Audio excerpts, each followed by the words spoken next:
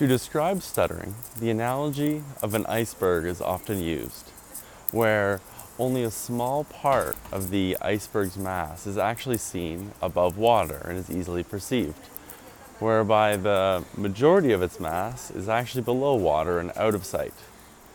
The same is true for stuttering. The part that we can perceive when we meet somebody who stutters is the disfluencies in their speech. But that only makes up the small part that's above water.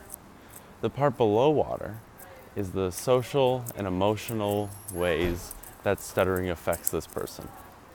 And that's much harder to see. It can be helpful to describe parts of stuttering that can be perceived, those disfluencies in speech, as the overt characteristics of stuttering, whereas the social and emotional parts that are under the water as the covert parts of stuttering, because they can't be perceived.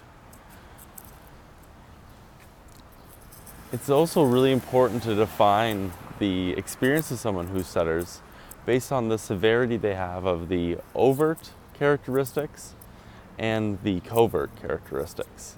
And these actually don't always correspond or are equal with one another.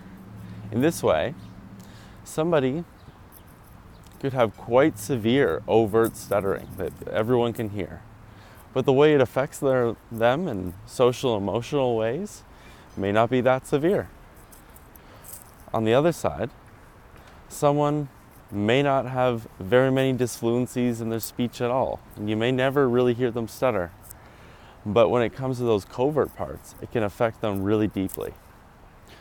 One aspect and one situation in which that often occurs is that if that person is avoiding lots of words and situations in which they think they might stutter. So in this way, it's very distressing to them because they're constantly avoiding things and not saying what they want to say. Yet on the outside, because they're avoiding, you don't actually hear them stutter and it seems like it's not that severe. So I guess the important part here is just to realize that it's not always what you can perceive on the surface. That really depends on how much stuttering is affecting that person. And you really need to look at the entire iceberg to understand that person's experience.